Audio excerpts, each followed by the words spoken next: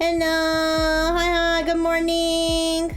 Good morning. Good morning. Good morning. I'm so sorry I'm late. I'm so sorry. You know, I was up late last night. Everybody knows. I was up late playing Minecraft. But, you know, I was having fun on the new SMP. Hi. Yeah, so I had to wake up. I had to wake up early to do my slides, and I think I squeezed everything in. Let me fix the screen.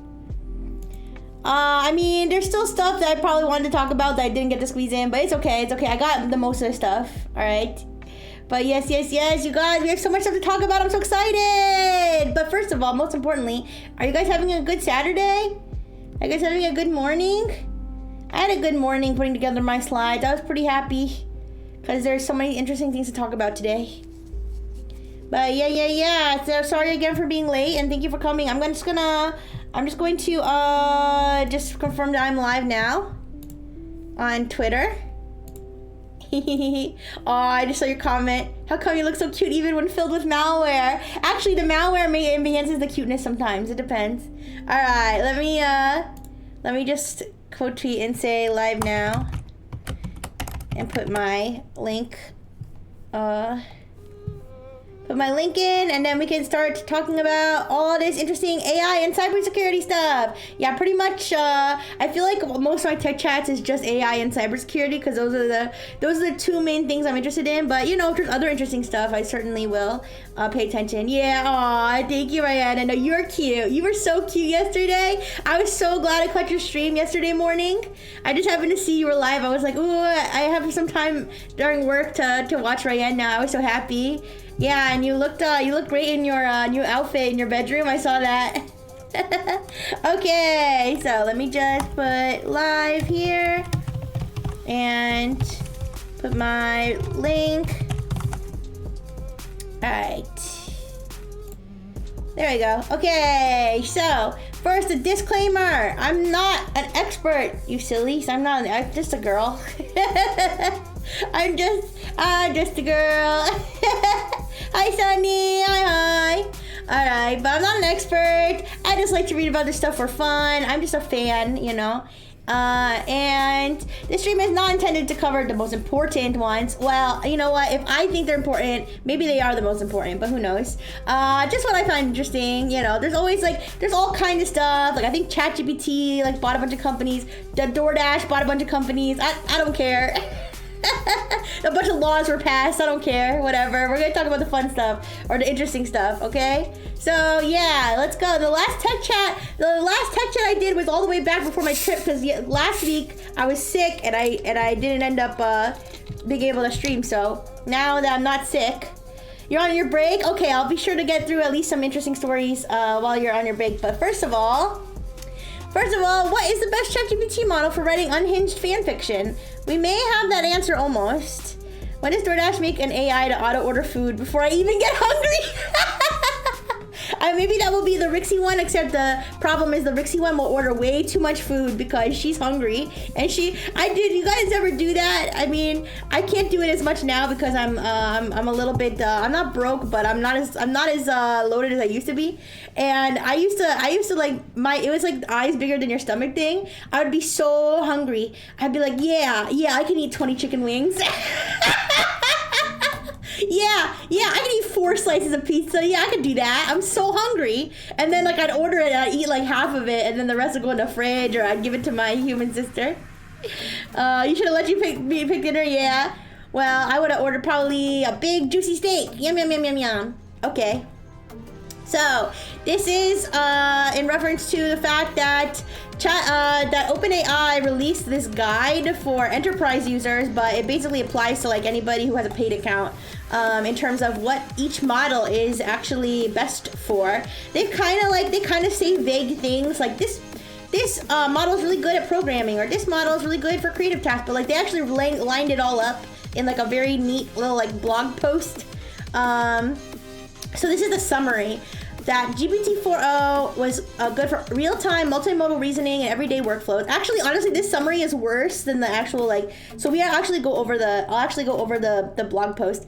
But So it says good for everyday workflows. ChatGPT 4.5, broader knowledge and better tone control, ideal for writing, coding, and quick problem solving. O4 Mini, fast, cost-efficient reasoning for code, math, and visual tasks. O4 Mini High, O4 Mini with extra depth for more thorough technical answers. O3, most powerful engine for complex multi-step analysis. And O1 Pro, thank you for the burgers. Hi, Babe Nation. Hi. Also, let me say hi to everybody. Let me say hi to hi, Babe Nation. Hi, Blue and Bluer. Hi, Sunny. Hi, Rihanna. Hi, Yosome. Hi, Jay. Hi, everybody. Hi. Beaker mentioned that he is going to be doing something today, and so he might not be here for the first part, but that's okay because Beaker works so hard, so it's okay for him to take some time off to do important things in his life. So I'm okay with that, but we miss him though. Ooh, we always miss Beaker. He's not here. All right, anyways, legacy model. All right, this is yeah. So let me actually pull up the thing because it has a lot more. It has a lot more meat. The actual thing. So this is our first little detour here. I forgot to put it in the tab, so let me throw that in there. All right, yeah. So this is like the actual breakdown here. Of course, Sunny, I will.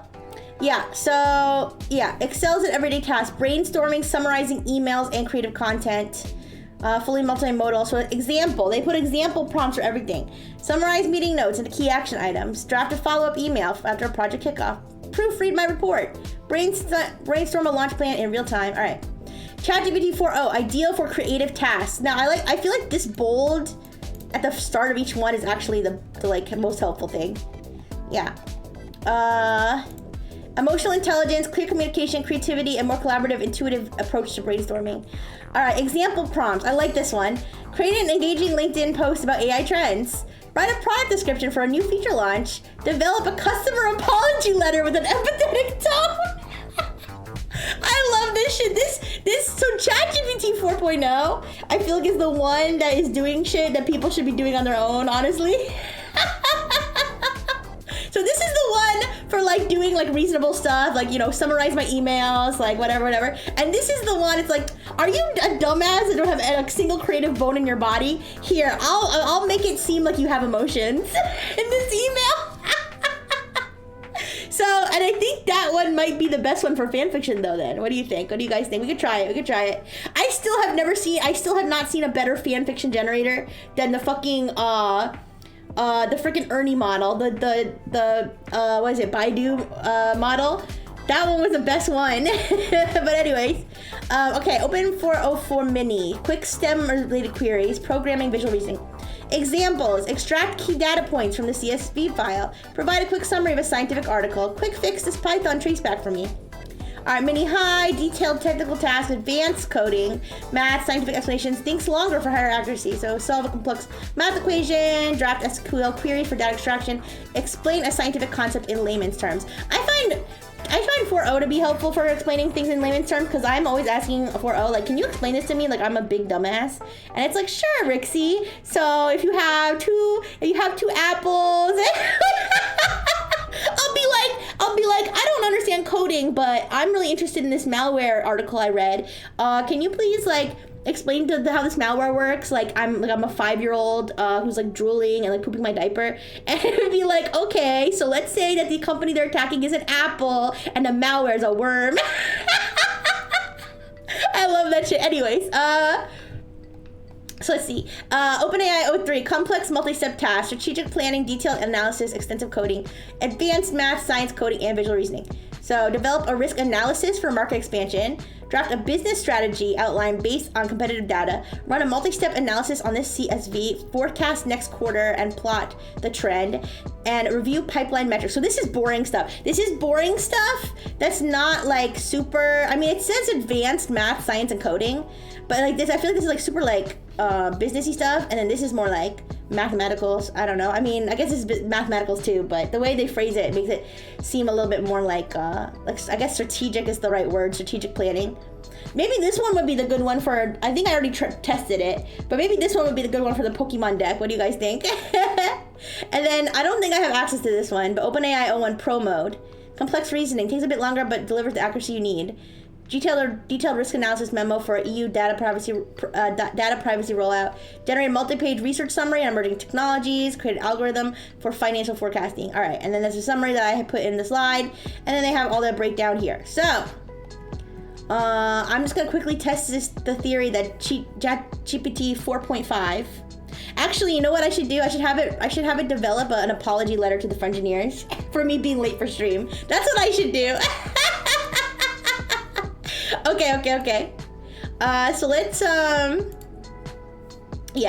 let's go to GPT-5. They don't give a lot of GPT-5 requests. Now this is for enterprise, so this is for companies that are paying like this. Hey, wait, I didn't even generate it yet. Okay, anyways, it's for enterprise, so this is for companies that are paying tens of thousands of dollars to have these accounts, right? And they only get 20 requests per week. That seems lame, but anyways. All right. So I'll say I was 10 minutes late to stream today. Please generate a sincere, emotional apology letter in the voice of the VTuber, Rixie Brightful. That's me. Apologizing to my fans for keeping them waiting for 10 minutes for my riveting tech chat stream.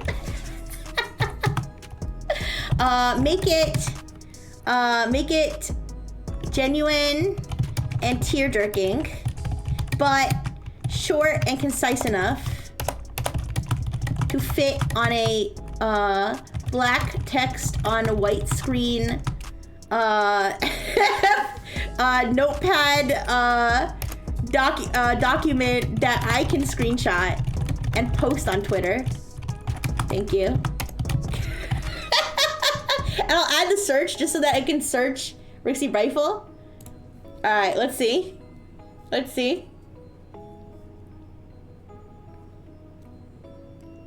Okay. Reddit? What? Oh.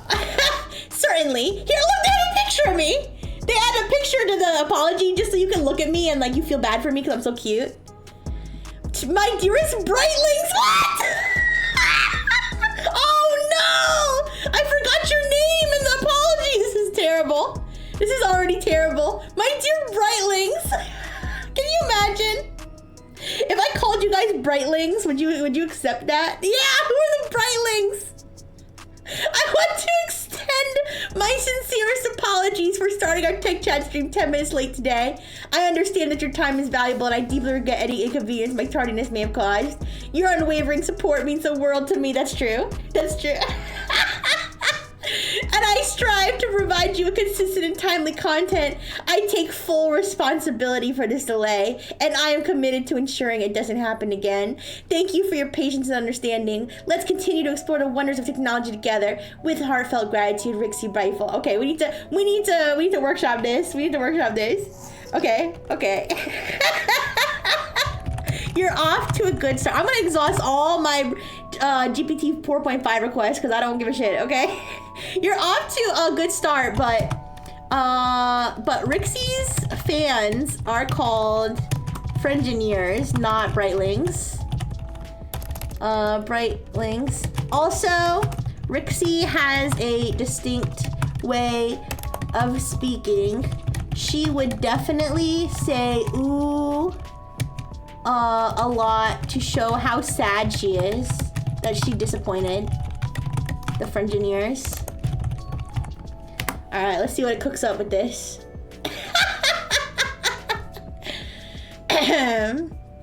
What's this? Oh, it's a VTube wiki. Okay, here we go. My dearest Frengineers. Ooh, I'm so sorry for starting our Tech Chat stream 10 minutes late. I know your time is precious and I feel terrible for keeping you waiting. Your support means everything to me. I strive to be punctual and reliable. I take full responsibility for this delay and I will do my best to prevent it from happening again. Thank you for your patience and understanding. Let's continue to explore the wonders of technology together. With heartfelt gratitude, Rixie Brightful. Alright, it's a little bit better, but, alright, it's a little bit better. But What if there was a PS from Rixie's sidekick, Dr. Fish? He is much more blunt and would probably rail into Rixie for being so late, but also mock the Frengineers. The Frengineers for being so needy. Could you revise to make Rixie more pathetic and add Dr. Fish's note? Okay, I think we're starting to get to a real apology here. Okay, I hope you'll accept it. Okay. Oh, they added more pictures of me, just to be sure. Okay. Absolutely. Here's a revised heartfelt apology. My dearest Frengineers. Ooh, ... I'm so sorry for our tech chat stream being 10 minutes late today. I know your time is precious and I feel terrible for keeping you waiting. And I think the rest of this is the same. From Dr. Fish, okay. Okay, go ahead, Dr. Fish. You speak your truth, okay? Give him a second. Give him a second to cook. All right, Dr. Fish, speak your truth. 10 minutes late? Really, Rixie? You're a robot. How do you even lose track of time? And to the Frengineers, maybe use this as a lesson in patience. The world won't end over a short delay. Damn, Dr. Fish. No, their time is precious. I said so. Ooh. Okay, I'll add one more. I'll add one more advisory. Okay, lastly, keep in mind that Rixie and Dr. Fish both have a strong desire and attraction for the Frengineers. Frengineers, who are all very beautiful and handsome. Can you add some flirtatious suggestion to the apology to remind the Frengineers how much Rixie and Dr. Fish want them?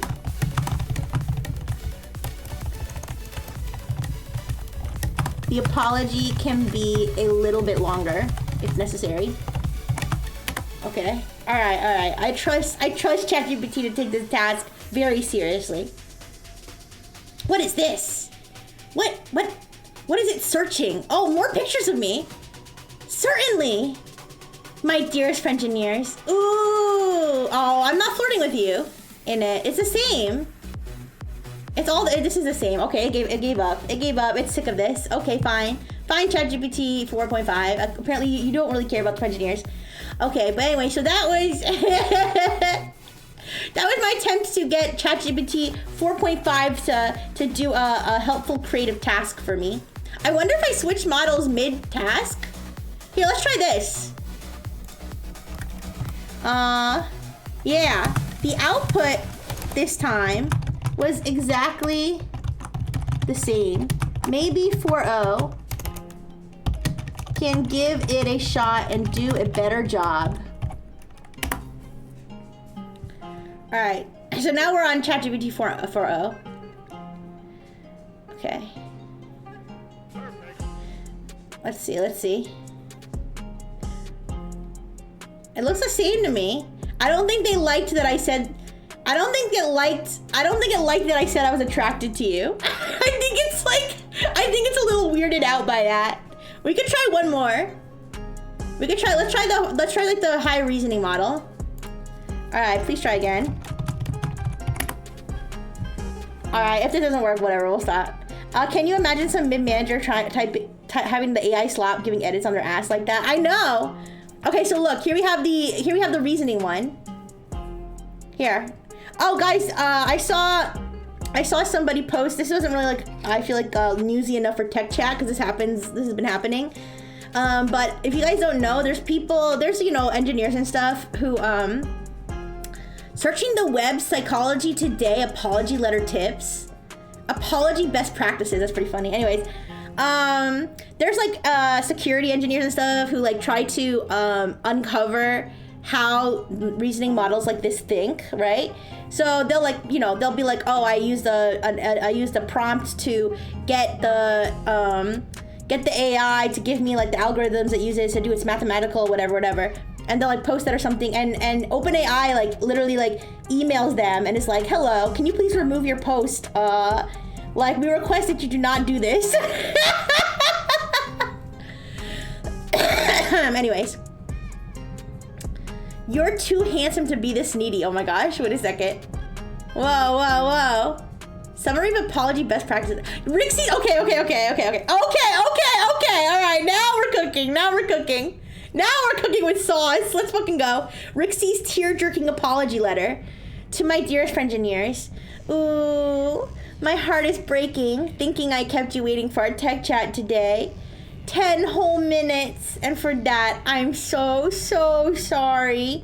Your time is like the rarest data stream in this universe, and knowing I made you wait tears at my coding core. Ooh! I never want you to wonder if I appreciate you. Each of you beautiful, brilliant, and absolutely handsome soul circuits. I miss you the second I logged on and wish I could rewind those minutes and beam you my deepest apologies in real time. I promise to calibrate my schedule tighter than ever so this glitch never happens again. Thank you for holding on to me with patience and love. I'm forever grateful for your bright smiles lighting up my virtual world. Let's make our next tech chat the most electrifying one yet. Just you, me, and the wonders of tech, and maybe a little plush from your Rixie, ... With all the love my robotic heart can muster, Rixie Brightful. P.S. from Dr. Fish. 10 minutes? Honestly, Rixie, how do you lose track of time and your gears don't even get rusty? And Frengineers, you're all so ridiculously gorgeous. I'm surprised you didn't short circuit from anticipation.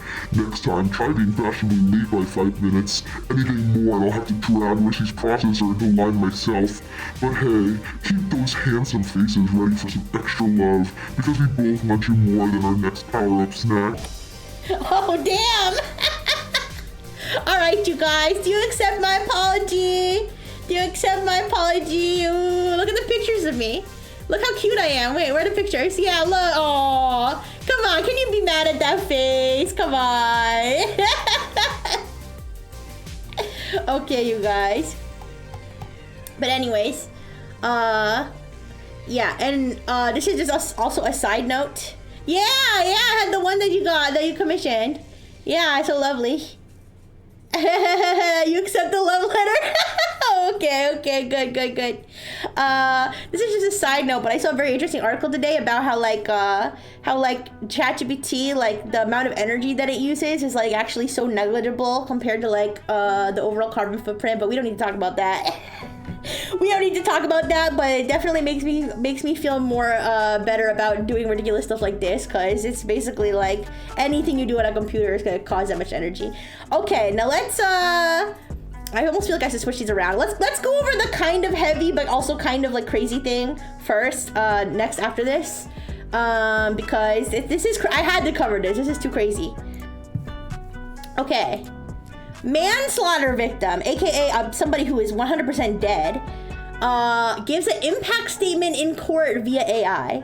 Okay, you guys, this is unprecedented, I'm pretty sure. Okay, so this was an AI representation of this person who is deceased. The background of I can give you some background on the story. Oh, please tell me I put this tab on my little resources tab here. Yes, I did. Okay.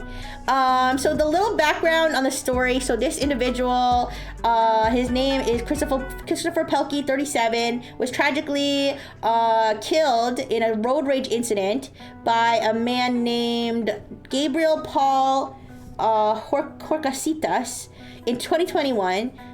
He shot him in a road rage incident, so I mean, I'm surprised that he got manslaughter and not murder, but I mean, I guess whatever. I'm not the jury. I don't know all the details, but either way, he was killed by this guy, and the sentencing was, I think, this week or last week. And hi, Lurias, hi. I don't have work for a while. Yay! I'm glad you can stay. We're going over a crazy story right now. Unfortunately, this individual, Christopher Pelkey, was I can't use the word murder because he was not legally convicted of murder, but he was convicted of manslaughter. Thank you for the burger. Thank you, Waddle Butter. Thank you so much. But he was convicted of manslaughter. Not this guy. This is the victim.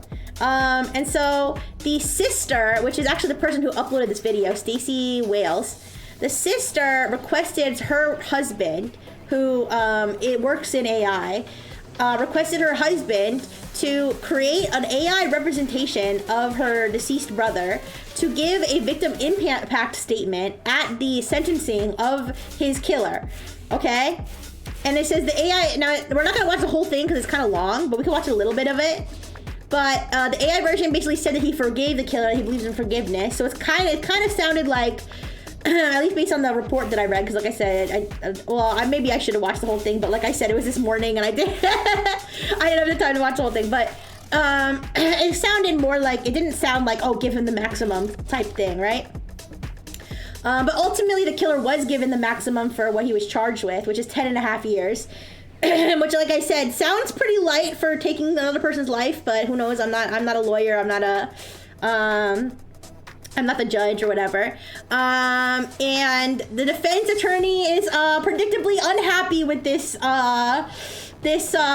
situation, which, I mean, legally speaking, is kind of understandable to have, because keep in mind, obviously the deceased victim can't say what he actually would feel, right? Because he's deceased, right? So they basically wrote the statement in his excuse me. They wrote the statement in like his voice, like what they think he would say, which I don't think that's unprecedented. I'm pretty sure that kind of thing has been done before, where they'd be like, this is what my loved one would have said, right? But I don't think they've ever done it in like an AI avatar. So we can watch some of it. It's kind of like creepy. It's kind of creepy and uncanny, but we can watch some of this. Let me do this. All right. So this is what they saw in court. This is exactly what they saw in court. Just to be clear for everyone seeing this, I am a version of Chris Pelkey his beard doesn't move. AI that uses my picture and my voice profile. It's his voice too. I was able to be digitally regenerated to share with you today. But here is insight into who I actually was in real life. Take a look. All right, I'm Chris Pelkey. I serve. So this is, oh yeah, so they did have an actual clip of him, to be fair, where he was talking about like himself and his life and stuff. Yeah, but anyways, I mean, yeah. So this is the AI version. This is where he's, what? A bit further in the video, yeah. From my video I recorded in 2021, this here is a true representation of who I was, you know, not how the courtroom portrayed me. So I would like to make my own impact statement. I guess the fact that he said that implies that there was some self-defense arguments made, probably. So, hello everybody. Thank you so much for being here today. It means a lot. I can't tell you how humbled I am for those that spoke up for me, everyone who flew in. Honestly, I don't know how much of this we need to watch. You get the point. You get the point. It's kind of creepy. I'm not gonna say anything negative about somebody who lost a family member. But I don't know, you guys. Do you think this kind of thing should be in court? I don't know. But I just want to talk about it because it is interesting, and it's kind of, like I said, I don't think that anything like this has happened before that I know of.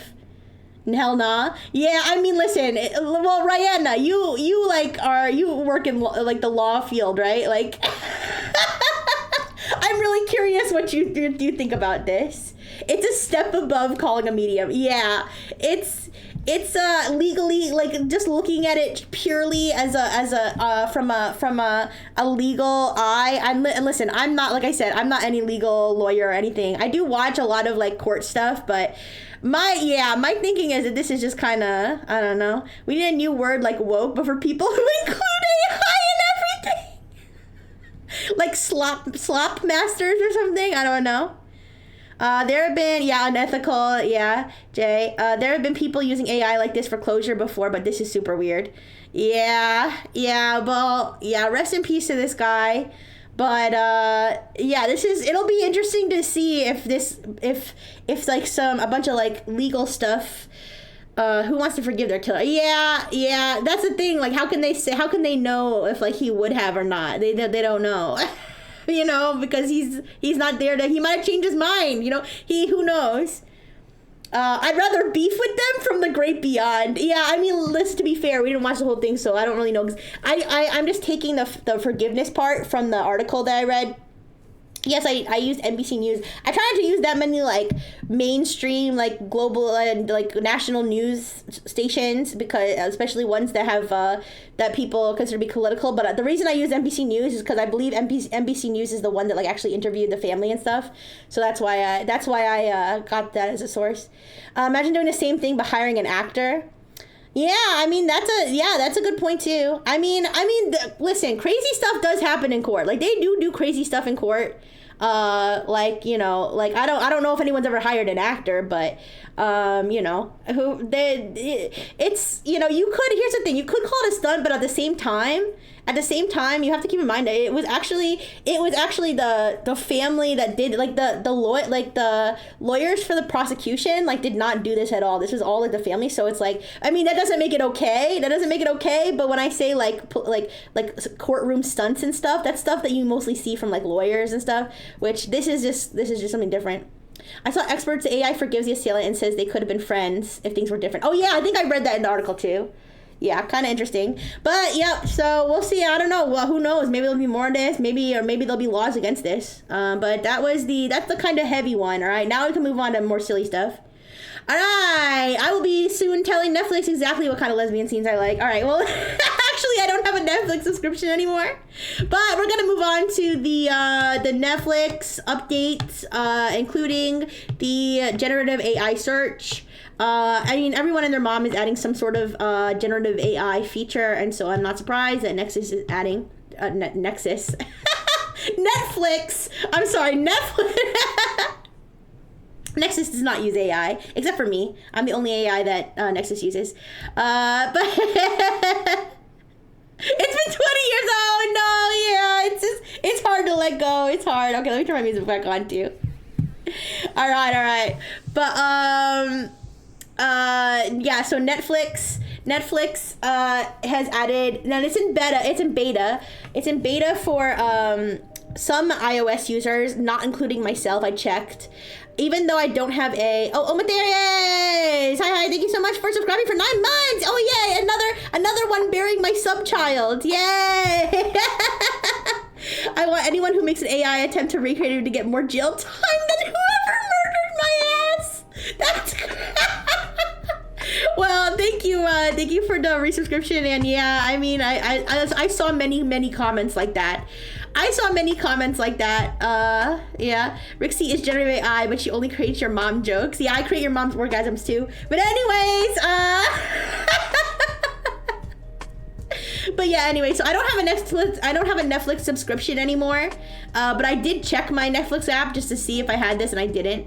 But basically, you can find content based on vibes or based on like natural language inquiries. So they have some examples: something funny and upbeat, I need a good cry, stories about dancers, what's new in true crime. All right, I really wonder if I could like search and be like, please pull up every movie that has a lesbian scene with nudity. I wonder if it would actually do that. Like if it would actually like respond. But yeah, and then some other updates, they changed their whole like interface and everything, and then the vertical video was the other thing that I thought was notable, which is that they are adding like a vertical video feed. I suppose that will include like clips or trailers of things to watch. The vertical video trend thingy is like, you know, it's a big thing. Everybody's like adding something like that because that's what the kids like. That's what the kiddos want. They want to scroll. They don't want to think. They just want to scroll 5 seconds, watch something for 5 seconds and scroll. Oh wait, I do that too on YouTube Shorts, but it's okay. But that's what's going on with Netflix. That's a short one. Oh, okay. So this one's it's not heavy because there's no one died, but it's a little controversial. So there was a crazy AI experiment on that was conducted on Reddit, not by Reddit, on Reddit, which is, you know, it's a public social media platform. The University of Zurich. I might be stupid. Where is the University of Zurich? I wrote that down and I didn't even check to see what country that's in. Switzerland. The University of Zurich in Switzerland deployed debate bots, large language models. I do be saying that to justify my following opinion. Okay, well, if you're not a robot that's saying that, then I think that's okay. But no, literally. By the way, this is a real quote. By the way, this is a real quote. I didn't make that up. Okay. So they deployed these debate bots on Change My View, which if you don't know is a subreddit that is dedicated to like sort of debating, right? So people will be like, change my view. I think otters are the worst creatures to ever walk the earth. And then people will respond and try to change the person's view. So So they deployed a bunch of bot accounts that would generate, using generative AI, using large language models, replies, and they would say things like, as a black man, or as a victim of rape. Like, they would say things like that, like, to, like, back up their opinion. And they also, according to 404 Media, which paywalls all their shit, so I only get to read, like, the first half of the article. But according to 404 Media, which like wrote about like this extensively, would actually go into the post history of the people that the bots were responding to scrape information about the person that might make it more likely that they would change their view. Yeah.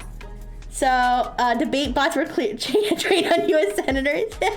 Redditors show brain dead, they argue with bots for years and don't notice. Reminds me of a guy who did the same thing on 4chan. Someone did the same thing on 4chan. I didn't hear about that. Not the AI learning to argue like a Twitter user. I mean, yeah, basically. So,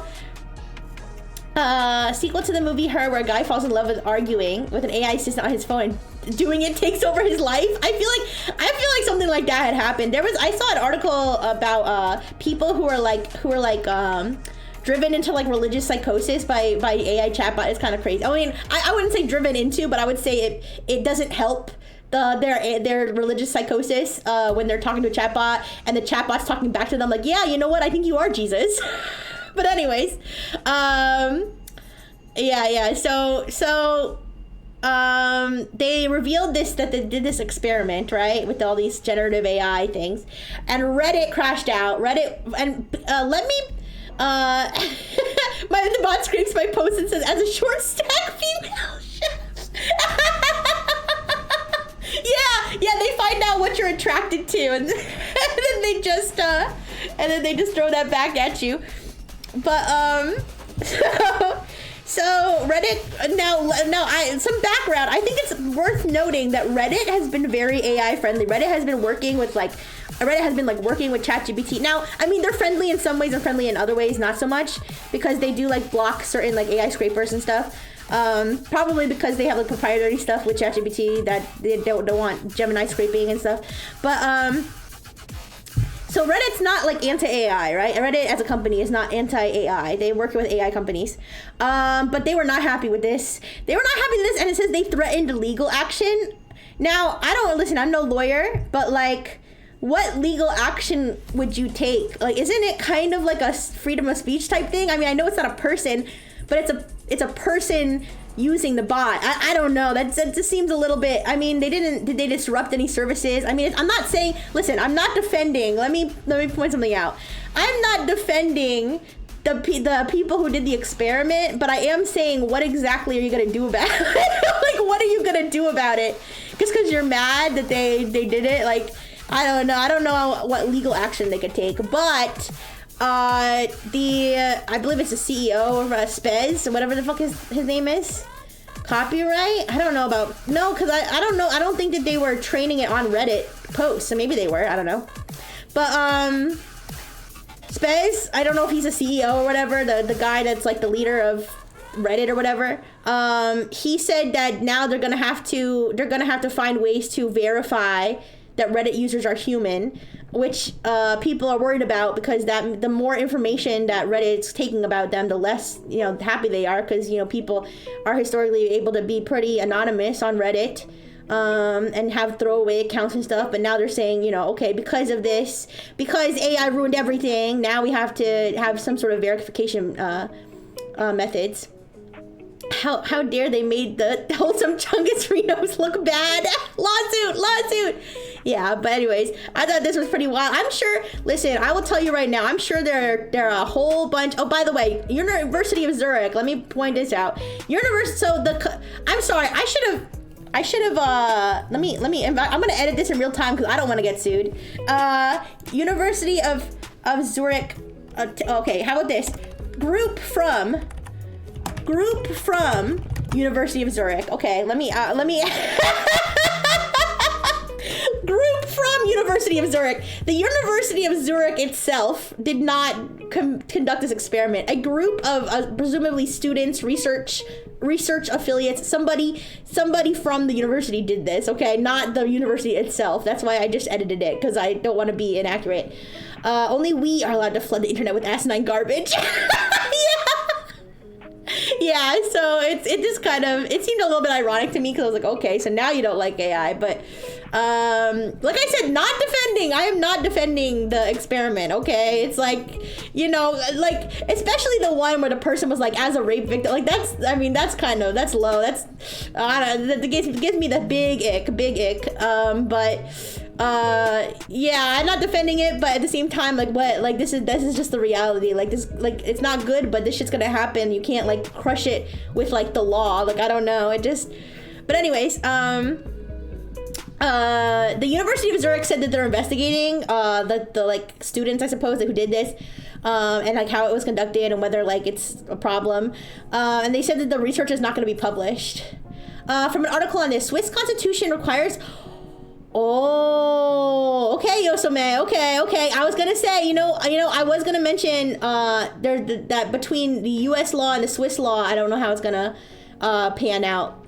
Swiss constitution requires informed consent for all research, and data protection laws also require consent for personal data to be gathered and used to build a profile. All right, Yosome, you know what? They might have a case here then. They might have a case in Swiss court. Yeah, I should have mentioned that earlier because, like, obviously United States speaking, freedom of speech and all that, but you know, there are research ethical research type things, and in terms of legally speaking, I don't know how research. Now, I do know there are. I've seen like published research stuff where like people do research on social media, but I don't really know if I've seen any where they've like done something at this scale of like posting on social media and seeing people's reactions. Like, would it have been different if it was just a person who was doing it instead of a robot? But as far as the informed consent, yeah, that makes sense. If they have a case, everyone could sue for being subjected to bots in customer service. Well, I think the idea is that it's a research situation. Maybe that's the. I don't know how Swiss law exactly goes, but that's a good point, Yosome. Thank you for pointing it out. What was I gonna say about this? But yeah, so apparently the research's not even gonna be published, but it is what it is. But I mean, do you think that maybe they proved whatever hypothesis they're going for, that these AI bots can be convincing, maybe to people or what have you? But guys, I promise you, there are probably people conducting experiments like this all over. You can't even assume people you're talking to are people anymore. I swear. Especially if they're just writing it out in text, right? So we'll see how this pans out.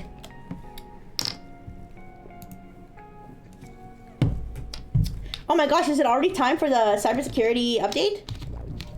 Man, I sped through everything. I felt like that was too fast, but like I said, I didn't have that much demo and stuff today, so we will move on. I do have a lot of cybersecurity. Actually, well, technically, I just threw the cybersecurity label on this. I don't know if this technically is cybersecurity, because I'm not 100% sure this involved like leaking any data or anything, but it might have involved stealing money. It might have involved stealing money, so I'm just gonna call it cybersecurity, and I'm gonna put on my cybersecurity voice, okay? So we're gonna do Dark Mode Rixie cybersecurity update. Alright, so these nasty jerks at the Solana, on the Solana blockchain patched this infinite money glitch without anybody's consent. It's ridiculous. So I don't know a lot about I don't know a lot about cybersecurity compared to people who really do, but I don't know a lot about crypto stuff. I'm slowly learning some stuff just based on other cyber attack related stuff that I've read about, but I really don't, other than that, don't have very much interest in learning about cybersecurity. No, my ditty bags. No, but yeah. Listen, but from what I do understand, Solana is supposed to be this decentralized blockchain platform. Decentralized meaning like nobody's in charge of it, like everybody's in charge of it. Like it's very like I guess you could say libertarian. Like it's very or maybe anarchist or what have you. There's not supposed to be any leaders or rulers over it that determine anything about it. It's just supposed to work, on its own for the people. And but there are people known as validators.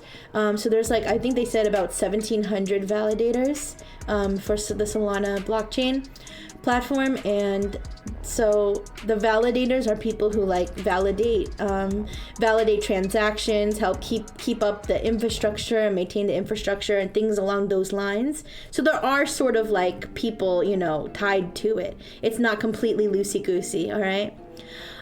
So there was a bug in the ZK Elgamal proof program, for which, from what I understand, this is now there was a lot of mathematical terminology that went completely over my head, but I'll try to explain the basics of what I think this does. Is that this basically validates logic proofs that confirm or certify that a transaction is valid in a way, or that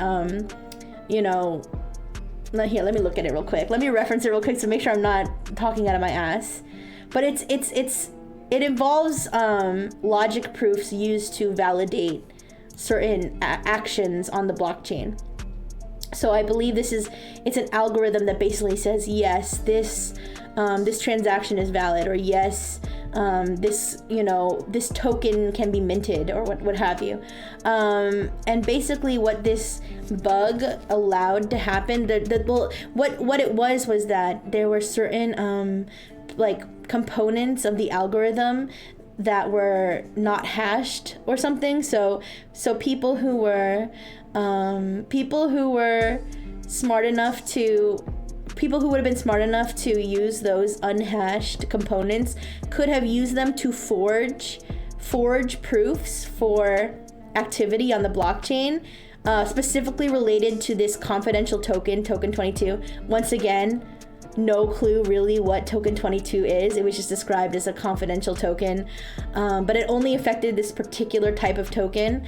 However, it would have allowed them to kind of trick the proof program to allow for unlimited minting and withdrawal of these confidential tokens, which from what I understand would essentially be an infinite money glitch, okay, where they could basically just create as much token as they wanted and then withdraw it to their account and make money.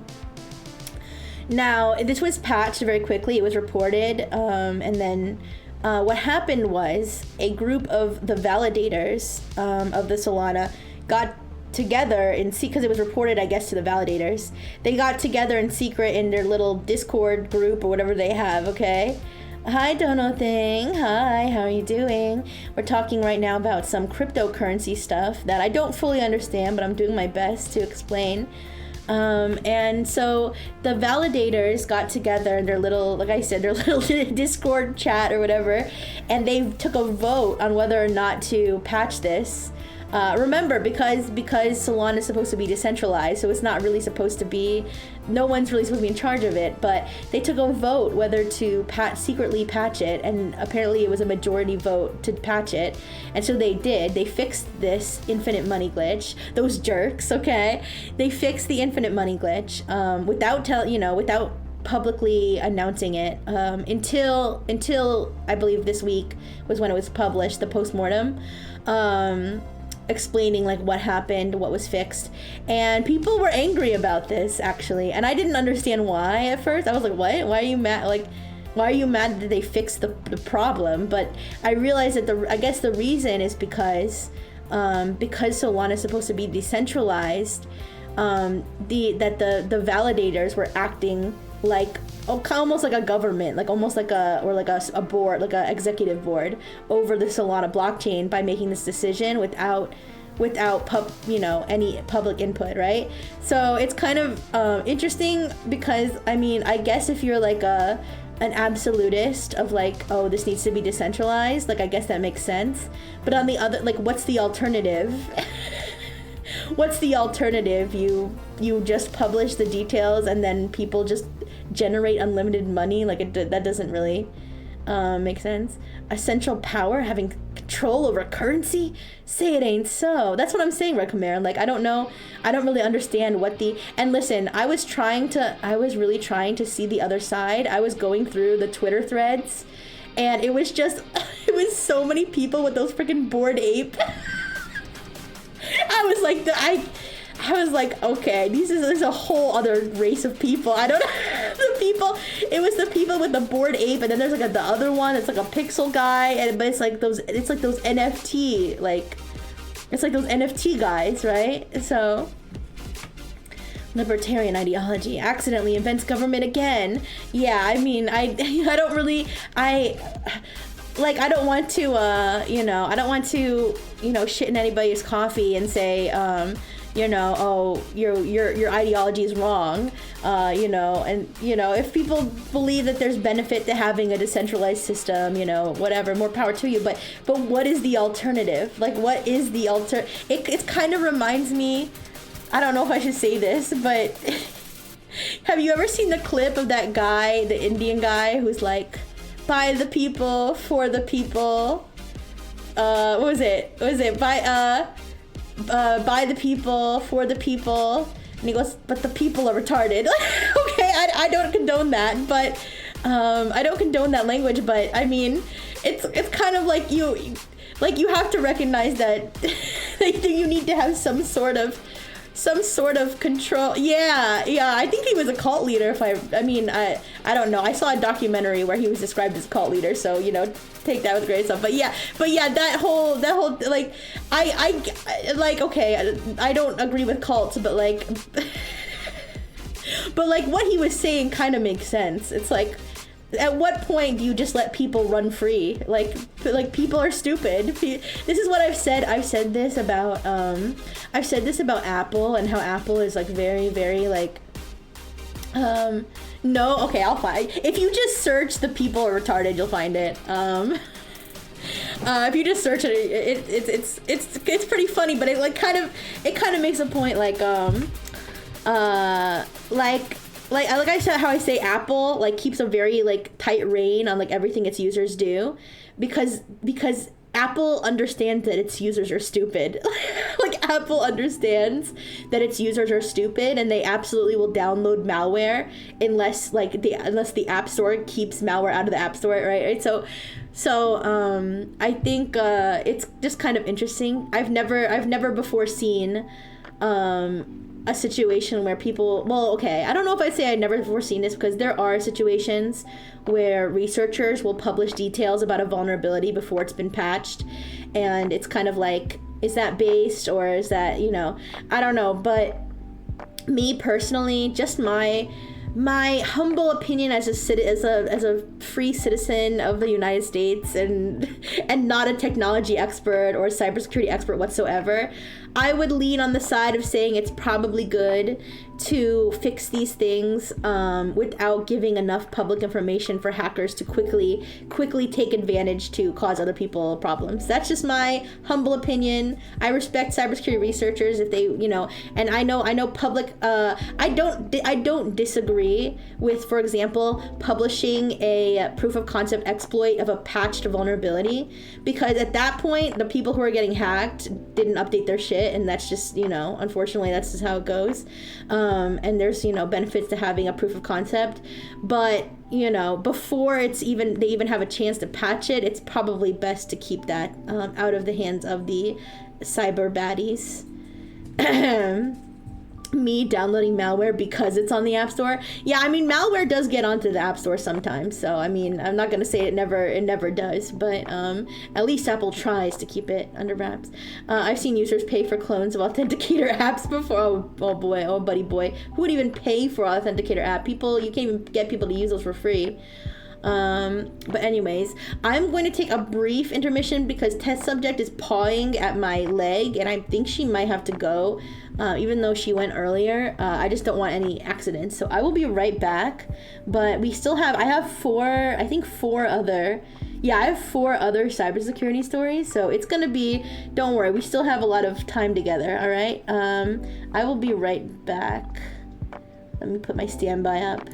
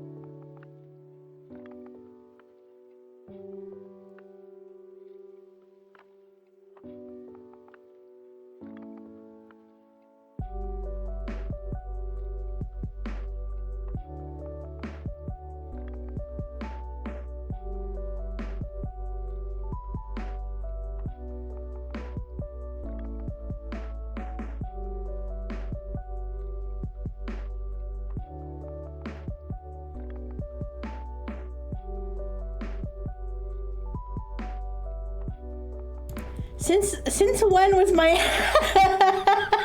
since when was I on top of the standby screen? What's happening? Okay, let me I am back.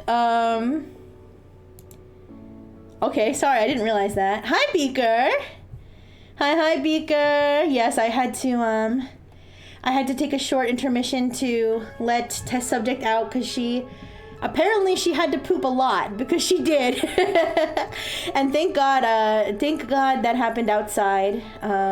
Yeah, thank God that happened outside and not inside. But while I was out there, a branch hit me in the shoulder. A branch fell from a tree. It's okay. It was a small branch. It was a relatively small branch. No, it wasn't like a huge limb. It was like a little branch, but it scared the shit out of me. I was just walking and a gust of wind just went by and it just hit me and I was like, holy shit. Anyways, all right. Welcome back from the ad break as well. So that was the Infinite Money Glitch one, which is interesting.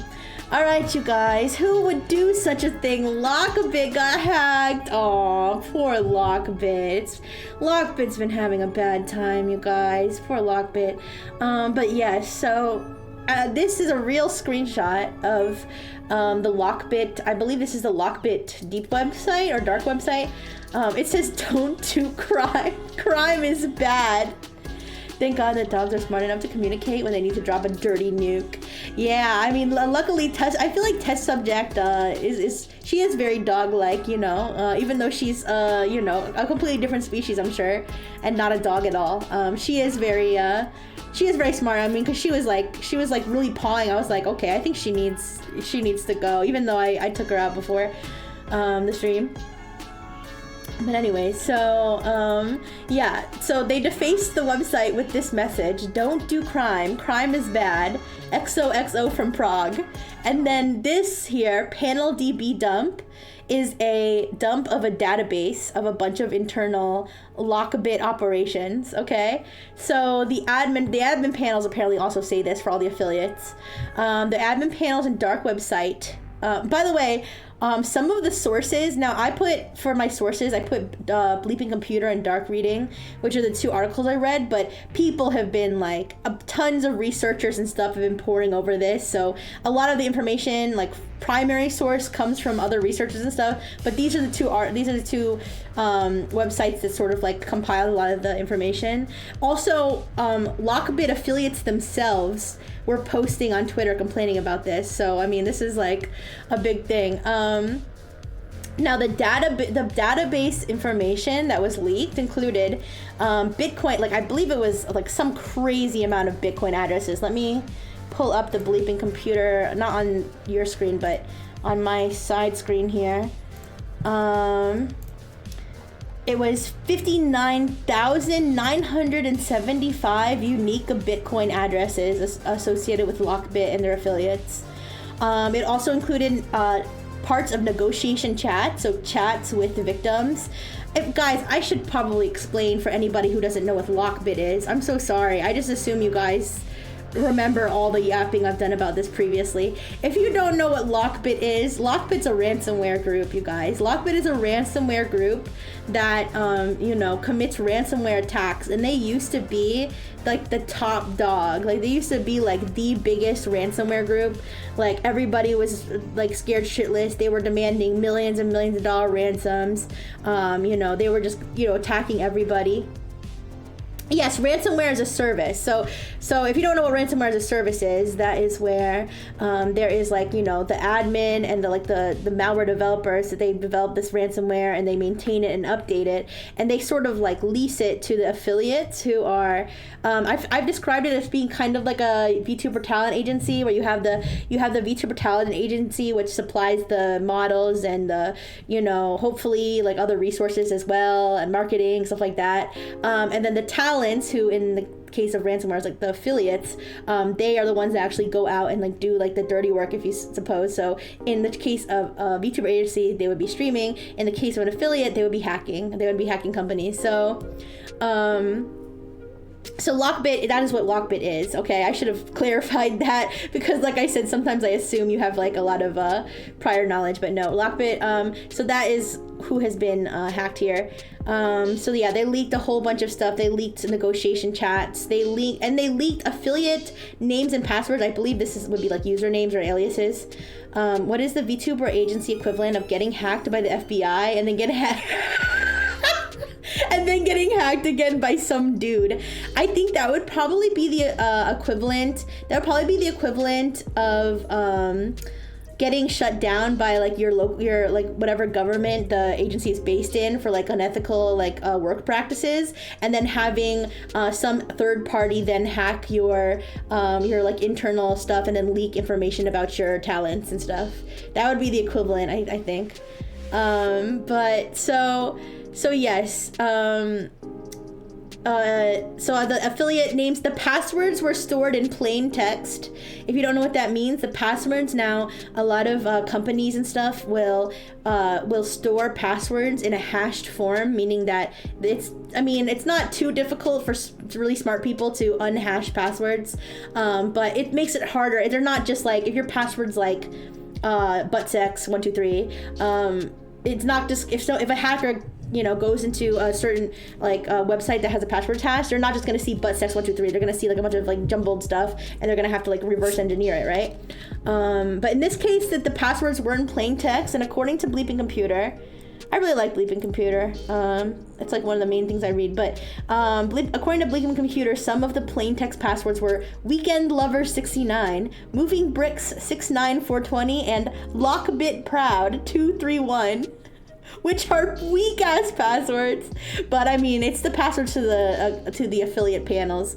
Then again, I don't see how they wouldn't expect other threat actors to hack their panels and get access to their stuff. But Salt Hashed is a standard these days, but Ransomware as a Service doesn't really care about security. Yeah, you think they would care more, but apparently not. So a bunch of them were leaked. They also leaked like custom ransomware, like the names of like custom ransomware builds for different companies and stuff. It was like it's a whole big dump. And now, like I said, researchers have been digging through this trove of information for more information. They were able to find like a breakdown of the industries and countries that the Lockbit victims are from. They were able to start to trace back some of the affiliate information, the Bitcoin transactions.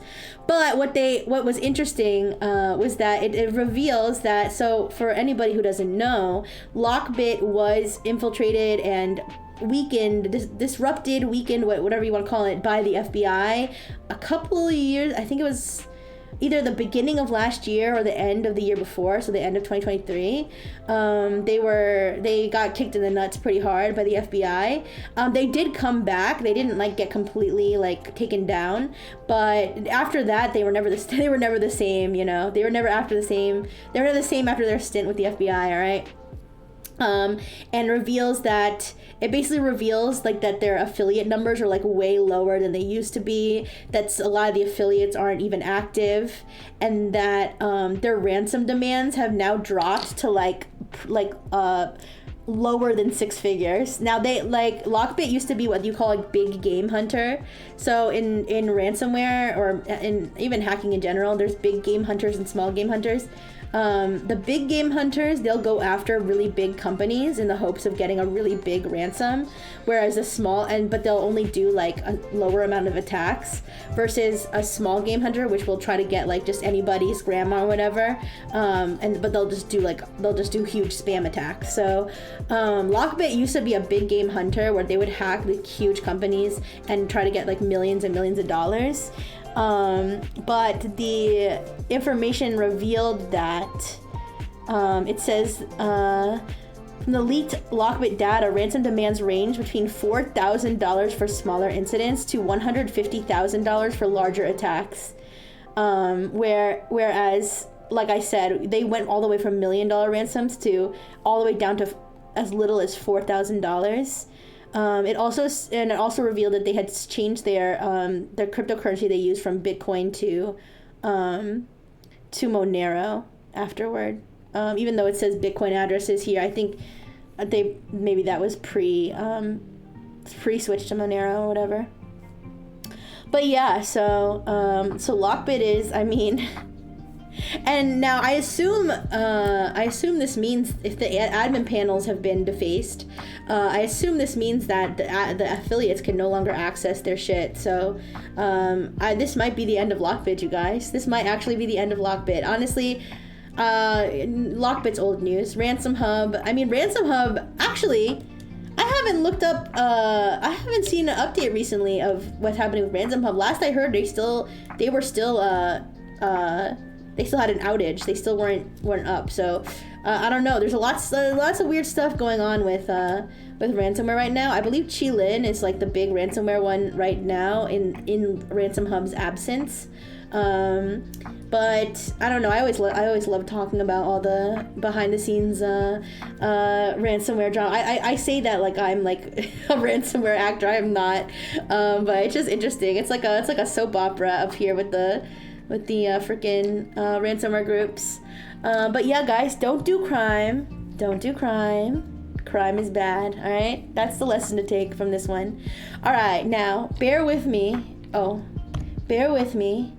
The next two stories. Oh wait. I was already kind of in dark mode, but I can make it even darker for you if you want. Yeah, I was kind of in like yap dark mode where, you know, I just kind of yap and the voice might slip up a little bit, but I still try to keep it a little lower, but now I can make it nice and saucy for you. All right, so you my pretty little Frengineers. The next two stories are super technical. We're gonna get balls deep in all the technicalities of this one. All right, but don't worry, I'm going to try to walk you through these, and hopefully you'll understand at least a little bit about each of the following topics. But these are holy shit, Cisco. I saw this one all over my Twitter feed. Cisco dropped a big fat 10.0 maximum CVSS score dookie this week, where they revealed that there was a maximum severity RCE, which means remote code execution vulnerability, in the software that is used as the operating system for their wireless, what are they called? Wireless controller. I like I said, jargon, but I have the article here. They're wireless LAN controllers, all right? Now, there's not a lot of text on the screen here because I'm gonna try to explain it like step by step here. Yes, iOS XE series is the name of the software that is affected. And what this is it's a kind of a combination of things. There's an authentication bypass due to a hard-coded token in the software from Cisco that was hard-coded as of before May 7th, 2025. It's a JSON web token, and basically this would if an attacker managed to get their hands on this token, which is trivial from what I understand, if they were able to get their hands on this token, because it is a static token that is hard-coded into the software as opposed to an actually secure and dynamically created one, if they were to get their hands on this token, they would be easily able to bypass any sort of authentication mechanisms. And then the second part of this is that there is a feature now. This is where I'm going to get like a little technical. Maybe I should get like the whiteboard up. Maybe we should do the whiteboard. Here. Here, can we get, is there like do I have to open like a new whiteboard or something? I don't know, maybe I can move this, move this over. All right, you ready to get technical? Hi, Sick Kitten. All right, so I was like deep diving this because I was like what? Because everyone was freaking out. Everyone was freaking out about this. They were mainly freaking out about the hard-coded token thing and like just like you know, clowning on clowning on Cisco, beating their ass in the quote retweets. This is why management interfaces go on their own isolated VLAN. Yeah. So this is you have your wireless LAN controller, okay? I don't know if this is what it looks like, but this is your wireless LAN controller, okay? And this is what's going to control.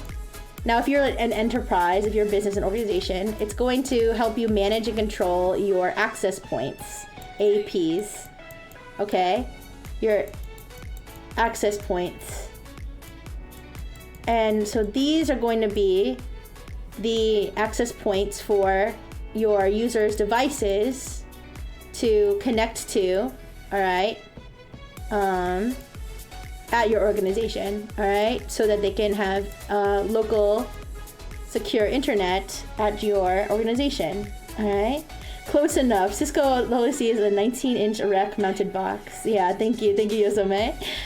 Oh, sorry, let me bring that dark mode back down low for you. Isurugi Miyasama. I wish I could get my hands on Rixie's authentication token to bypass. Oh my goodness. Well, you know, I would let any Frengineer write in, so you know you don't have to worry about that. But these are the devices, like you know your computers and whatnot. Now, the software iOS XE, this is the vulnerable software, okay, that has the hard-coded token in it, which is kind of like a key, all right? It's like they left the key right next to the lock, okay? If you want to put it that way, or like they just put the key under the mat. They just put the key under the mat. They're like, no one will find it, right? So that's what that is, all right? Now there's this other component. So when the WLC, the wireless LAN controllers, is wants to send an update. So let's say that you have an update that you want to send. Let's say you have an update. It was supposed to be an arrow that you want to send. Here, let me do a different color. All right, let's say you have an update that you want to send to all of your APs, okay?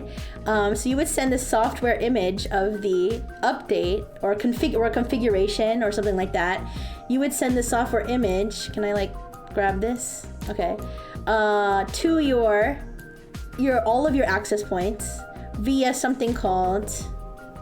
Let me make sure I don't say it wrong. You would send it through a protocol called CapWap. Yes, CapWap. All right. So normally, the normal situation is that you would have, there's a secure protocol called CapWap that would securely send this update, would securely send this update over the CapWap protocol to each access point. And, you know, hackers would have a very hard time intercepting this situation, okay? However, there's an alternative option, which is the out of bounds, okay? What is it called? Out of bounds AP image download, all right? The out of bounds, I'll just say AP, all right, image download, all right? This is an optional feature that can completely sidesteps CapWap, and this sends your update over HTTPS, okay? The normal fucking internet, okay? And this is much less secure than CapWap. Why would somebody use this if this is so insecure? Well, if your AP is over here, if your AP is all the way over here, and you know it's like a difficult path to get from the WLC to the AP, and the CapWap protocol is not going to work in that situation, then you might want to use something like this to send the updates, the software image, over the internet instead, okay? All right, hopefully you're kind of following, all right? So you would use this out of bounds one and HTTPS to send the software image to your remote access point. All right. I think I left behind some the tops of the T's over here. I did. I left it. All right. Large enterprises can have remote APs being managed over wireless access network WANs. I mean, I tried to read the documentation to understand why this would ever be used. Maybe this is like the lazy version, a wide area network. Thank you. I'm sorry. This is where we come into I am not an expert. Okay, what I'm doing right now is this is like I am like a football fan and I'm drawing like the whole like football field like diagram of like the play. That's what I'm doing right now. All right. Yes. So if you have this out of bounds image download, you do. Yosome is so smart. So Yosome, you're gonna be my little moderator. You're gonna have a leash on me, all right? You got your leash on me to make sure that I'm saying everything right, and if I say something incorrect, you just yank the leash, all right? So if you were to have this activated, and you can send shit, you know, back and forth. You can send shit from the to and from the WLC over HTTPS with this key. Oops. With this key, you already have the key because it's hard coded. All right. And now you can just send normal ass HTTP. Well, when I say normal ass, I just mean like it's HTTPS. It's the internet, right? Send your evil. Okay, your evil malware thing. Okay, it's a little bit simplified, but you can send a specially crafted HTTP request to the WLC via this out of bounds HTTPS channel, okay?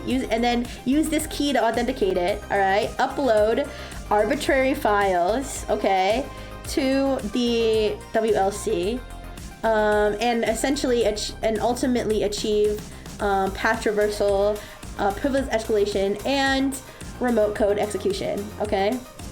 Or I guess remote command execution, which I'm not 100% sure, like, technically speaking, how different those are, but so, and then once you do that, all right, the reason this is a 10 out of 10, once you do that, you can then push those out to the access points, and then you can do things like configure all of the, you know, access points to be like super insecure, making it much easier for a big baddie to then like dump malware on your network and stuff. So that is hopefully an explanation that kind of makes sense to somebody in the audience, all right?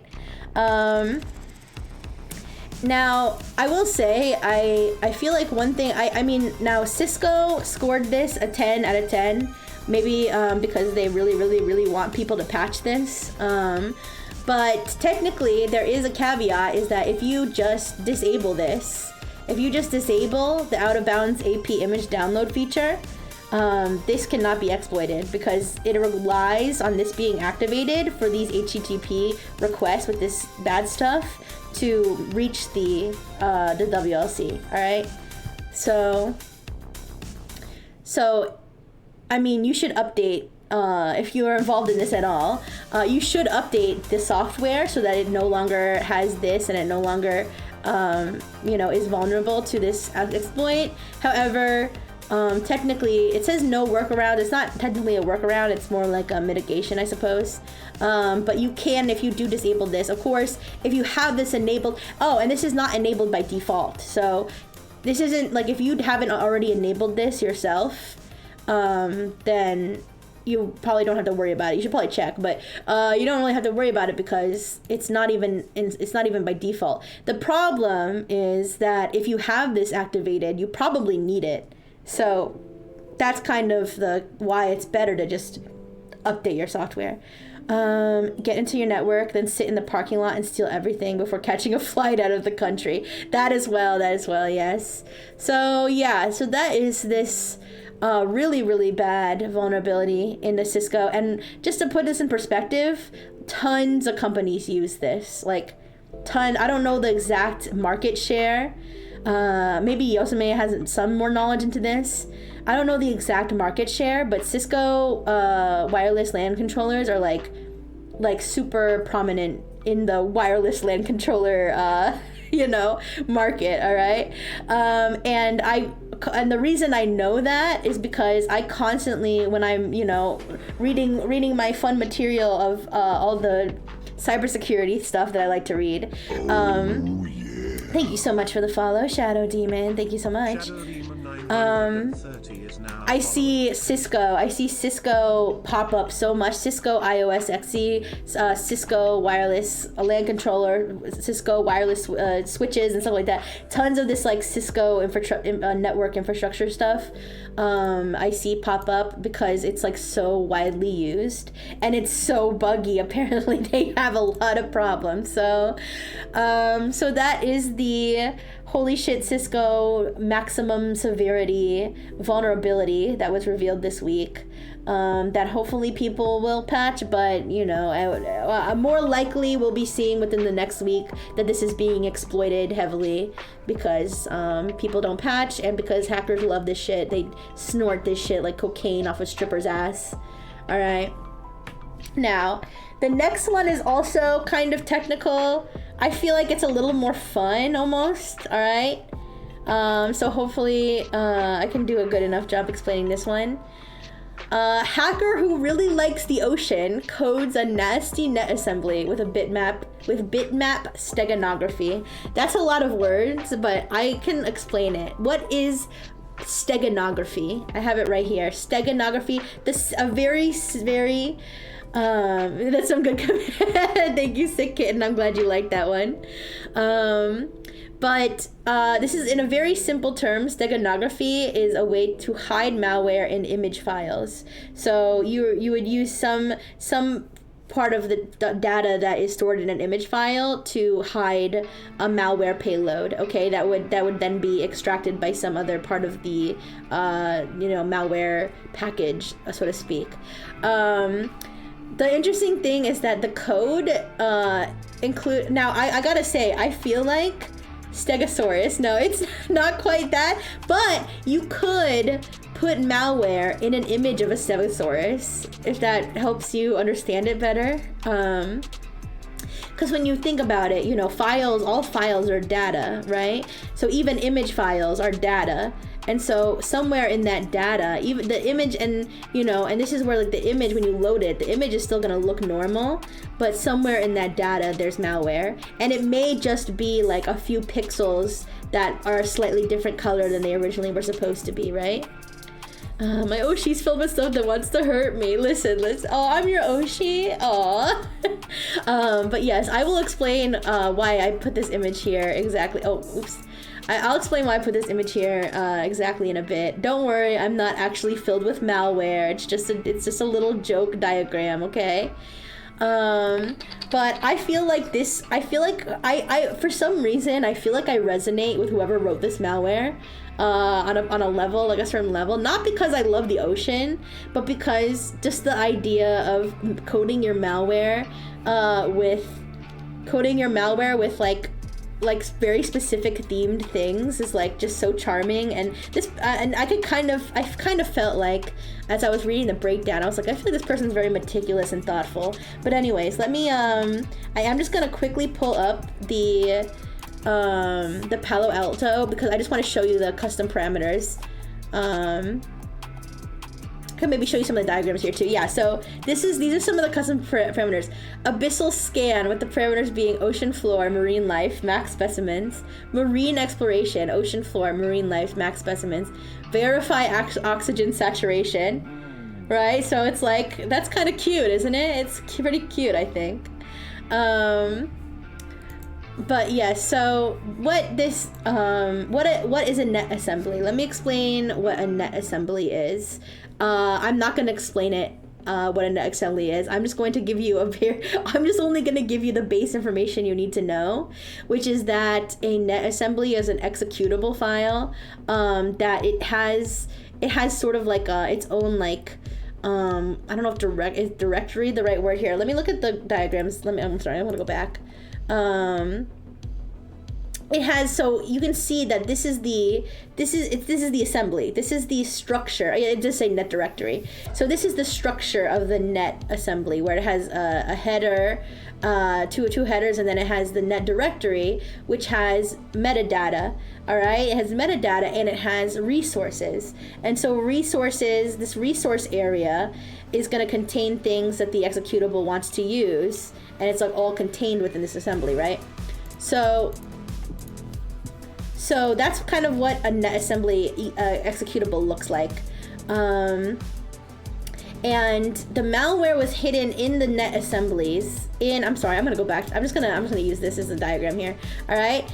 It was hidden in this resource section, and what it was a bitmap image. So what is a bitmap image?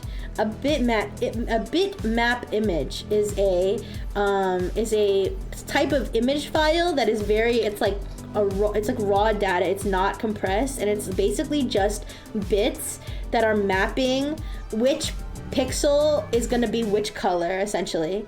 So that's why I put this sort of like in a pixelized. I mean, these things can get pretty high resolution. They'll be really, really large files if they are high resolution, but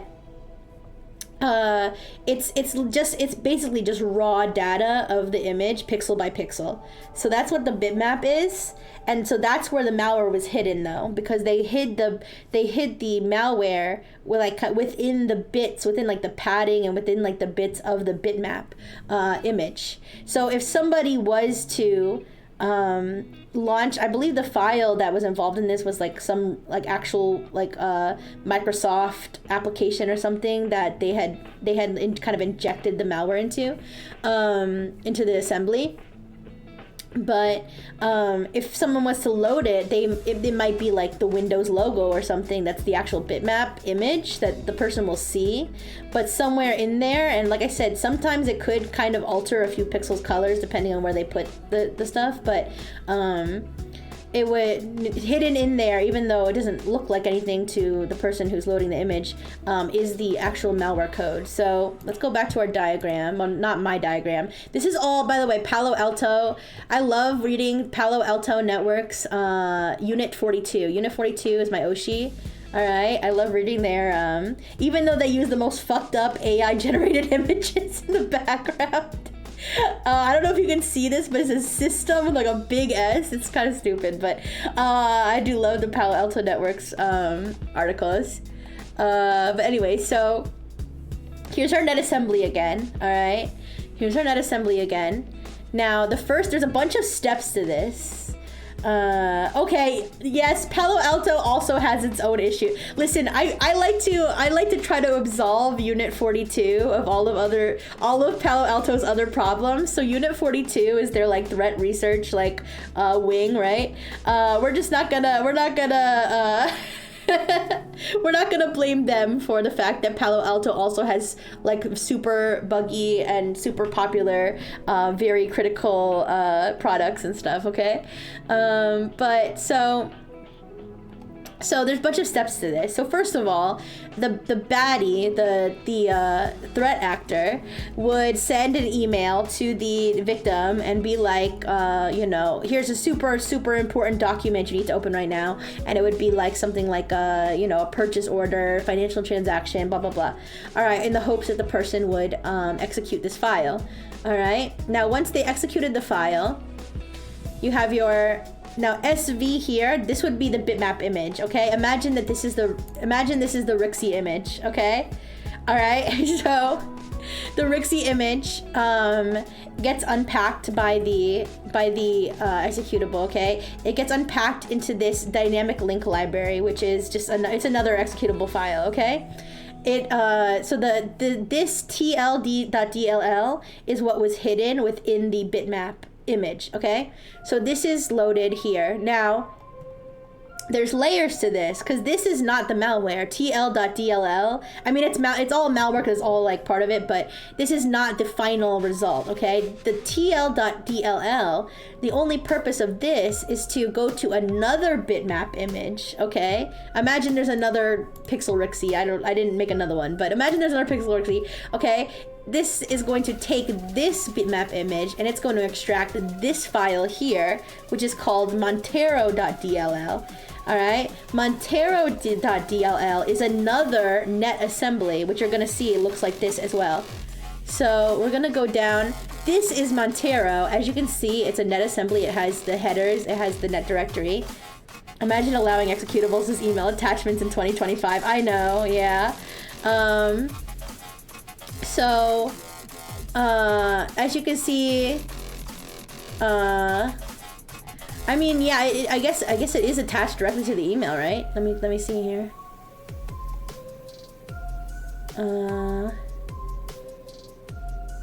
Yeah, the malware attached. Yeah, a Windows executable. Yeah, I guess they really do just allow executables. Yeah, I was gonna say, you know what, you're right. Do they even allow stuff? I guess they do. Cause I was gonna say, oh, maybe it was like, you know, linked in a PDF or something, but nope, it is attached. All right, so this Montero, Microsoft has been blocking that for like 25 years by default. Yeah, it did say that this was like in Turkey and like other parts of Asia, so I don't know like what kind of email clients they use there. I mean, I'm sure some of them use Microsoft, but I don't know. I guess if they didn't have Microsoft, then this might have been how it could get to them. But so the Montero, like I said, this is Montero, Windows 3.1. I'm not sure.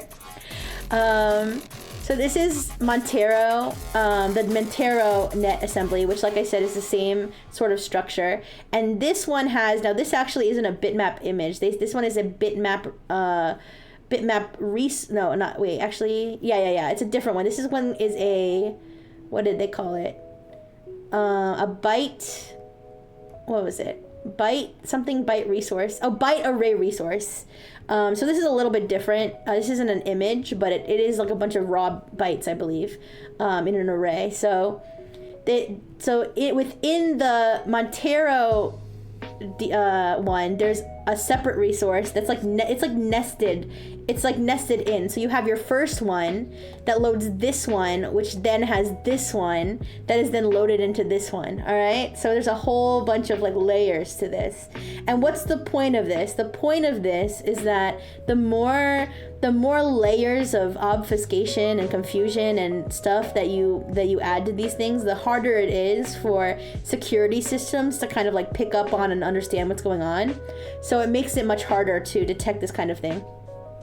But yeah, so this one is the one that ultimately gets unpacked into Remington.exe, which then turned out to be Agent Tesla malware, which is a remote access Trojan. So this is something that's going to be a kind of a backdoor to give the hackers further access into your system. So that is the bitmap malware, which I thought was interesting because it literally could be this image. All right, it could be this image that contains the malware. All right.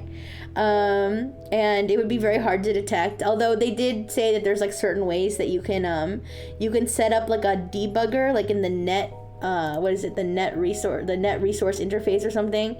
What did they say? The net framework. You can set up a debugger that every time that it does kind of one of these actions, intercepts an embedded resource, loads a net assembly from raw byte, so it can kind of detect when these things are happening, but otherwise it would be pretty difficult. But yeah, I mean, shout outs to the person who wrote this malware. I hope that they turn their life around and do something else, because they're pretty cute. I think I like the ocean themed.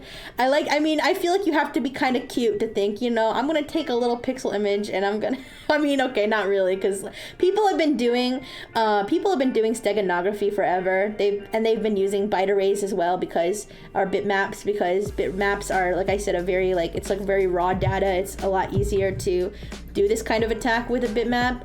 However, I think that what was unique about this one was how it was layered into the net array, and it was, and I imagine they're watching right now.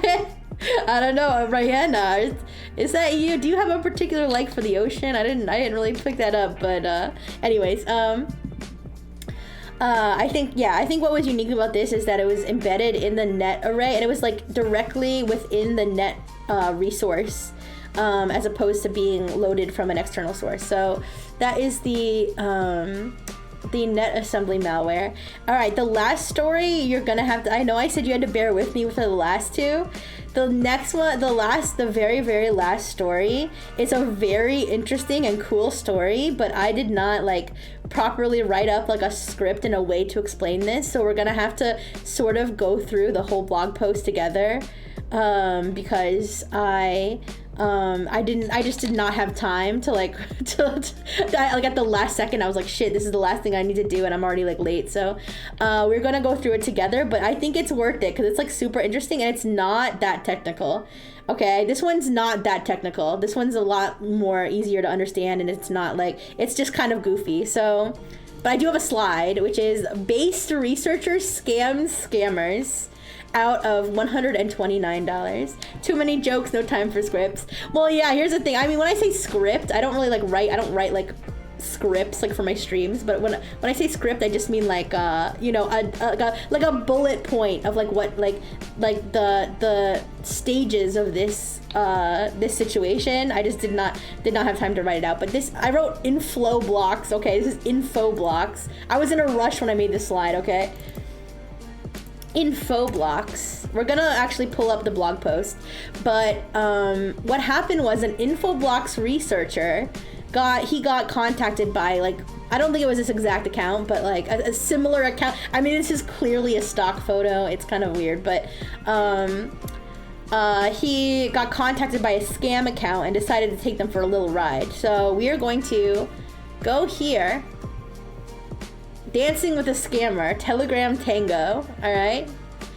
One gray morning this winter, a random person contacted me on Telegram and asked if I was interested in working a part-time remote job. Every research stream is pre-recorded. What? Oh, Darius, what is this rat? Absolutely not, no. No, the Pope is, it's Pope Leo the whatever. Pope Leo the 7th, and he's from Chicago. I have recent information. Nexus closed down in January 2025. All right. Anyways, so he received a message from this Arabella. This may be an AI generated image as well. So he received this message that basically was like, hi, I'm Arabella. By the way, I think it's very notable that all of the people involved in this supposed people involved in this scam are all women. I think the reason for that is because I think they're targeting men with these scams. I think they're targeting men, and they want either that, or it just seems, maybe they think women just seem less likely to scam. I don't know if there's some sort of psychology behind it. There's only so many Pope names. Okay. Sorry, I forgot what number Pope. I'm sorry, I forgot what number Leo he was. My bad. Okay, whatever. You guys are funny. Is Rixie targeting eyes? I don't know.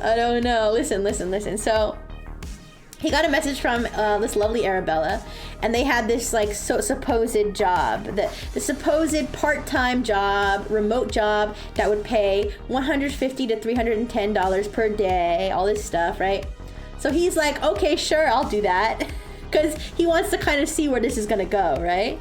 And so he agrees to this. He gets in contact with like these other. This one, I don't know if is this one AI generated. I feel like this one might not be.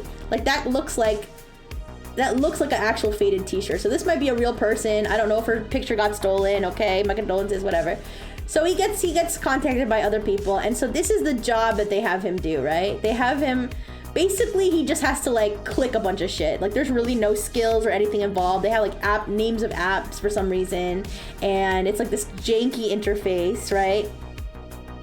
And so they're like, oh yeah, you just have to click this over and over again, and we'll pay you like $300 a day or whatever, right? And it has something to do with apps. That's what they tell him. So he does this, and he's being told, as you can see, I don't know if you can see, it's kind of small, but it's saying like, oh, you made $600, you know, this kind of scam stuff, right? So he's like, okay. Oh, and also notable is that he says that when he's talking to them, he says he thinks some of the messages are actually written and some of the messages are AI generated when he's talking to them. So he's you know, doing his tasks, and all of a sudden he sees here that it says remaining available assets -600, insufficient account balance, insufficient, and he's not able to continue his task because it says insufficient account balance. So he reaches out to the scammer, and then the scammer says, oh my goodness, you were lucky and got a high profit order. This is a reward provided by the platform. High profit orders will get 10 times the commission. And then she says, why is your account a negative balance? And then she says, a super order combines 2 or 3 regular orders. And he says the funds in the current work account were used to complete the first high profit app, but are insufficient for the second.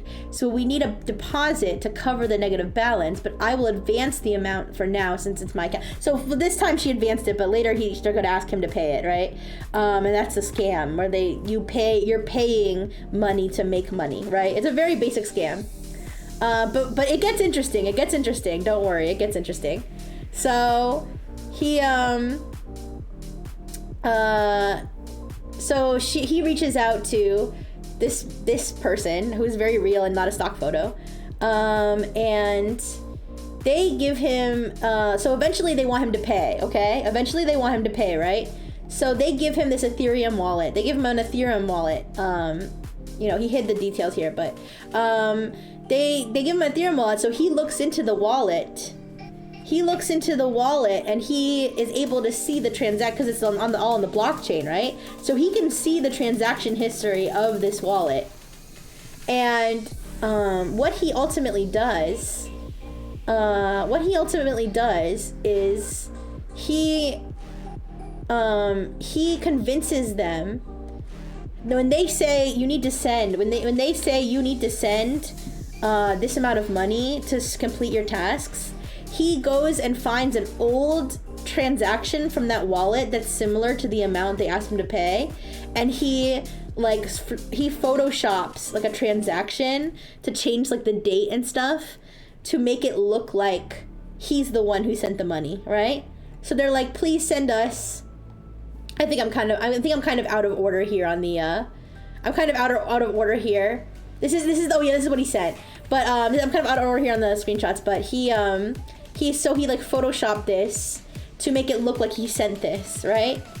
And he gives them the transaction ID of the old transaction, hoping they won't notice that it's the old one, right?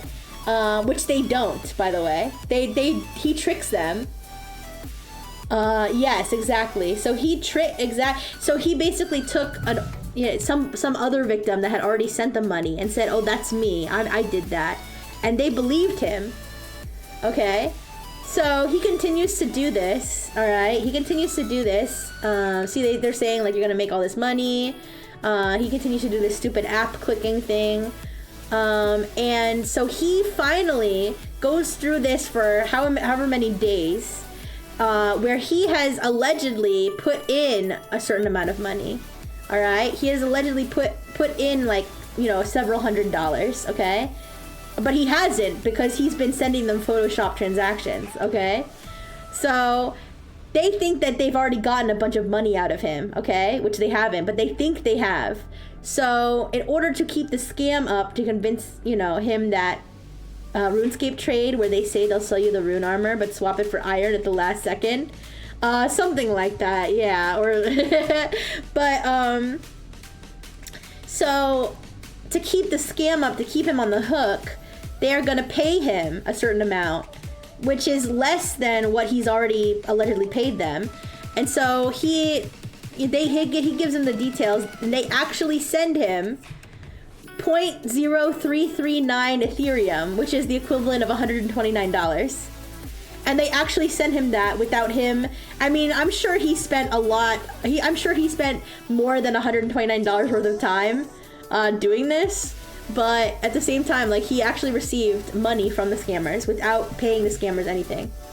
So, so he continues it. However, things get bad when they start to send him fresh Ethereum wallets to send his deposits to that he does not have transaction histories that he can forge.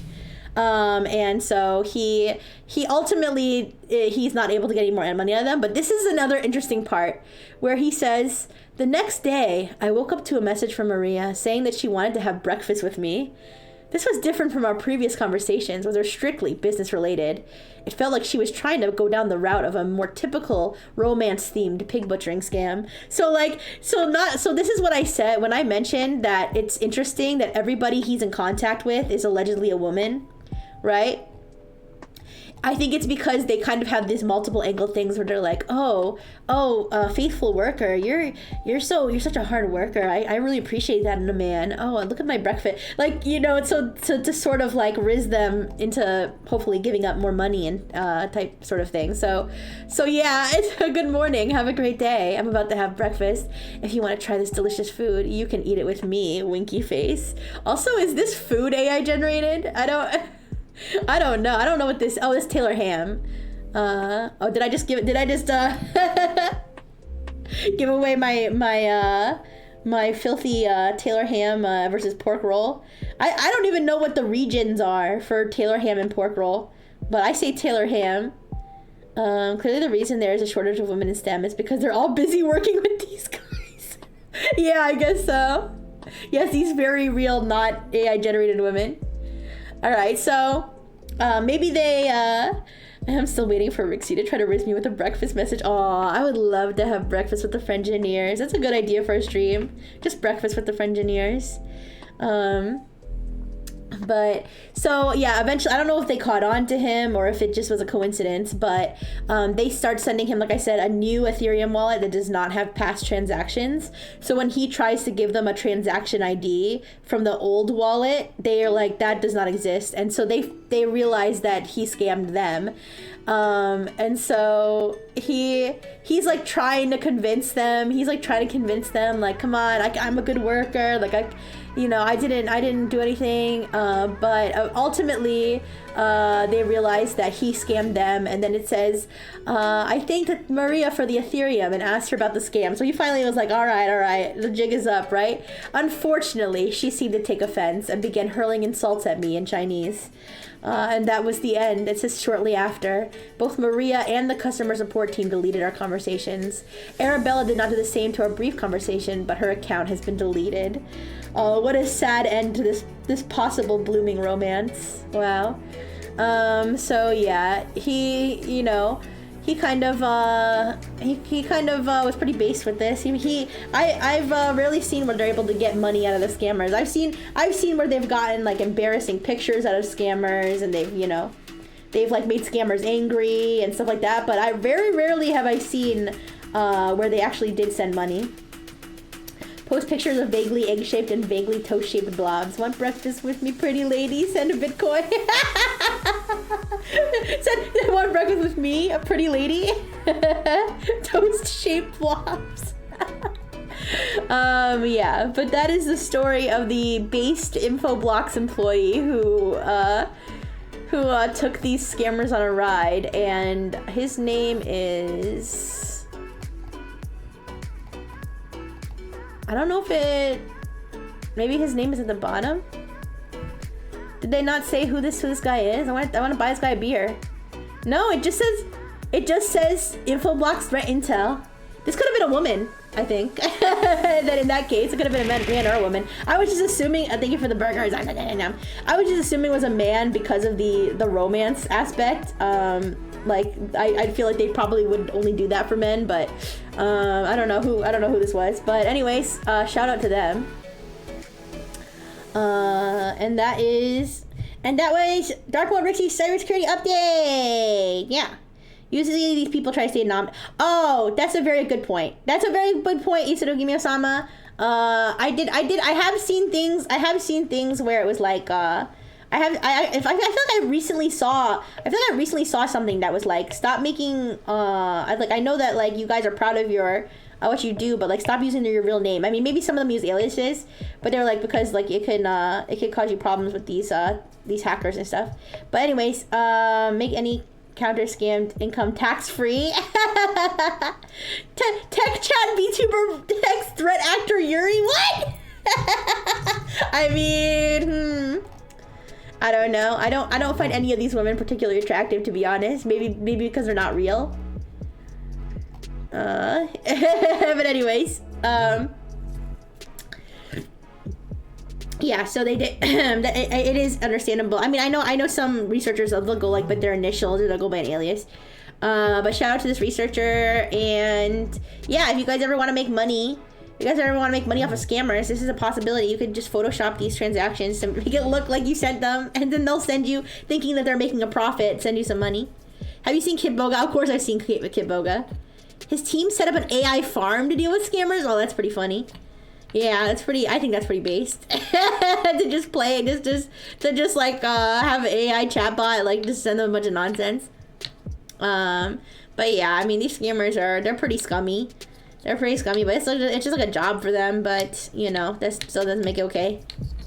But yeah, that's all I had for today. Yeah, I figured I'd go about 2 hours today. I had a lot of stories, but I didn't have a lot of demos, so the demos are usually the things that end up taking all my time. But I think that's, like I said, I did stay up late playing Minecraft, so I'm fine. I'm fine cutting it off a little bit earlier than usual. But if you guys have any questions, hopefully, like I said, I'm not the best at like all the super technical stuff, but I really dug into the technical stuff this week, especially with like the Palo Alto one. And then the Cisco one as well, because I saw like so much hoopla. I saw so much hoopla about that one. So, but yeah, it's funny. Like this thing has like, I think this thing has like outdated. Look at this Reddit, guys. Look at this Reddit icon. Like, where did they even get this shit? Like, the Singing Monsters one is like all fucked up. This is so weird. Skype. Anyways, but yeah. Question. Give me that Decidueye you pulled. Oh, I think you have to wonder pick it. I think it's a skill issue on your end if you haven't gotten it yet. So, I've seen a lot of these scams. Always wonder who the hell falls for these. And I remember I'm in the U.S. Yeah, I don't know. I mean, people do fall for them. People are not very smart. Okay, I'm sorry. People are not very smart.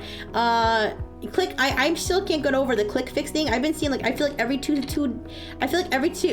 Okay, I'm sorry.